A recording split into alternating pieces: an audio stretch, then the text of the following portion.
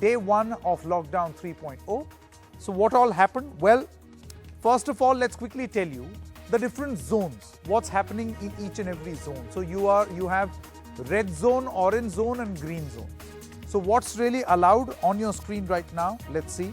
Standalone shops, neighborhood shops, most private government offices with 33% staff. This basically what I'm telling you is what is allowed in all the 3 zones. As you recall, the country has been divided in 3 zones. OPDs, medical clinics with social distancing. Today was day 1 of all of this, by the way. Manufacturing units of essential goods. Vasu got a fantastic story on how this is not working. E-commerce, only essentials in the red zones. Liquor shops. And this now we are talking about orange and green zone. So in orange and green, liquor shops, if states want, with social distancing. Some states tried, Delhi did, it failed. So shops had to be shut. 4-wheelers including cabs with 2 passengers, that has been allowed in orange and green zones. 2-wheelers without pillion rider has in fact been allowed in the orange and green zones. Banks, the media, IT services, call centers, all of this is allowed in the orange and green zone. Just a quick rider here, by the way. If the state governments want, in any of these zones, they can impose harsher restrictions. So all of this is the guideline which has been approved by the centre, but if respective state governments want to not allow any of this, they're well within their right to do so. Now, just green zone. What is allowed only in a green zone on your screen right now? Public buses with 50% occupancy, all goods traffic, no travel by planes, trains, no interstate movement by road. Schools and colleges are going to remain closed. They shall not be allowed. Malls, restaurants, gyms, barber shops and salons will remain closed. No religious or political gatherings are allowed even in the green zones. But what really were the challenges on day 1 on your screen right now? We all know, we saw the pictures. Day 1 challenge, large crowds at liquor shops. There was hardly any social distancing. Police had to lathi charge. They had to shut liquor shops down. Few non-essential shops were open, almost no customers. Why? Because there was a restriction on the movement. Traders say our workers were migrants. All of them have left. And this has had to be a big challenge because those migrants have gone. Who's going to do the work when you reopen business? So that was the big challenge.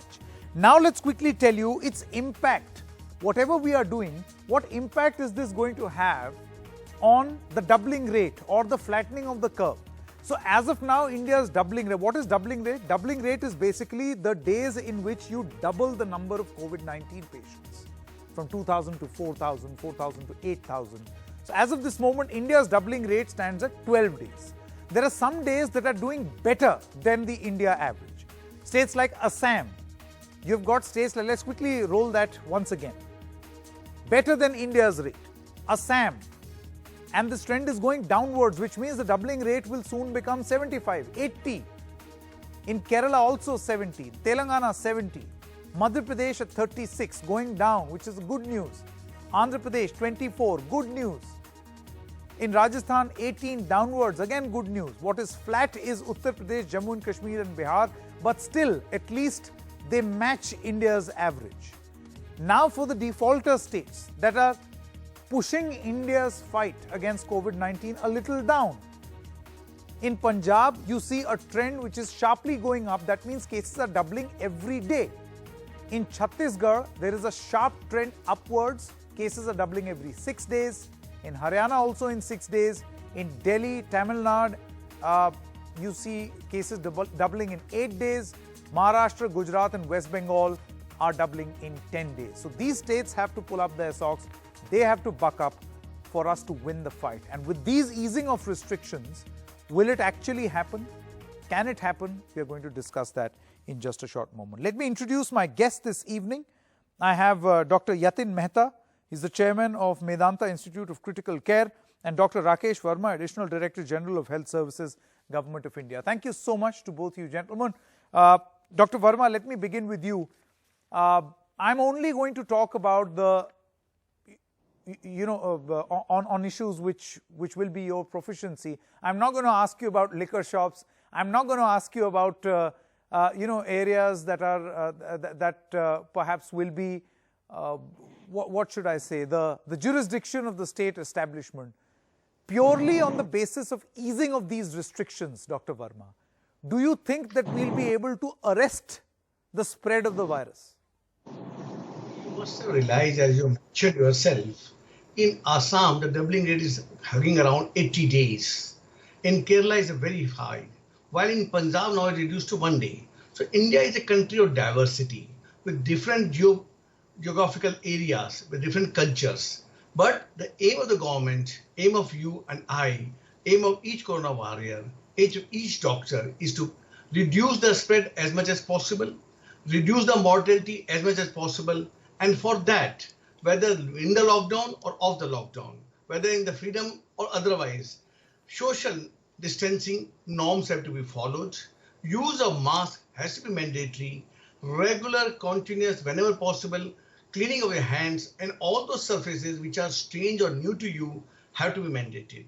So we are very confident as a doctor, as a physician, that we will be able to contain this. Till now, the graph of India is far, far better than majority of other countries, exemplary, as is clear from your own report. Certain pockets, certain areas are disturbing. They are giving pain to us from the health ministry also, from directorate also, as a physician also. Like Punjab, you just mentioned, every 1 day, the number of cases is doubling up. That's very, very painful. In Delhi also, in last 24 hours, more than 430 new patients have come. So that is very disheartening. While at the same time, the recovery rate is among the best in the world, almost touching 30%. So that is very encouraging. So I, through your channel, want to only say, please, even in those days of easing out, those were slightly relaxation in lockdown, each and every citizen of this country has to follow the norms.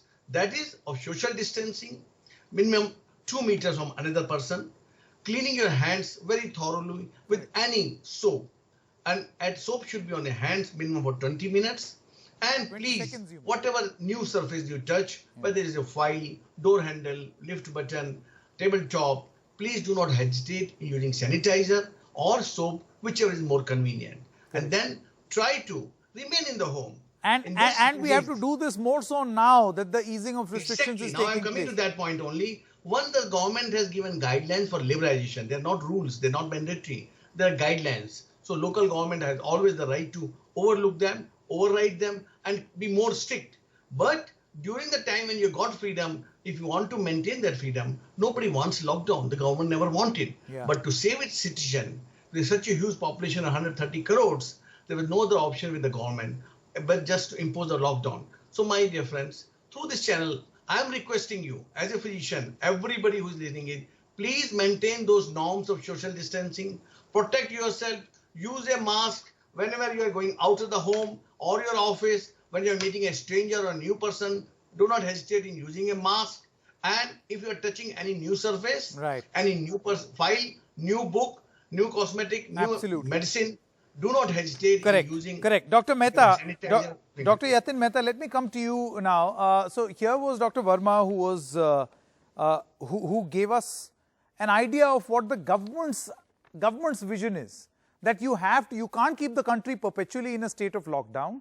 So you ask the people to now follow these rules, follow these guidelines, and then go about their lives as these easing of restrictions take place. But Dr. Mehta, according to you, what are going to be the challenges that we'll face? See, so far people were in a state of lockdown. Now they will start coming out. The real crisis, I would say, begins now. Yes, see, I will still again maintain the same thing what Dr. Verma said, that prevention is the best cure. Once the numbers start increasing exponentially, then we will not be able to deal with it. So best way is to prevent, and we must follow the guidelines which have been given by the central government as well as the state government. I mean, social distancing, wearing a mask, not going out when you have fever or cough, showing to a doctor, hand hygiene. These are the things which have strictly to be followed, because everyone will suffer. If New York State could not cope with the deluge of cases which they had and the exceedingly high mortality which US and Italy have had, India will not be able to cope with it. So far we are doing quite well in terms of number, in terms of mortality. also in terms of utilization of the ICU beds. All right, Dr. Mehta as well as Dr. Verma, thank you so much for joining us.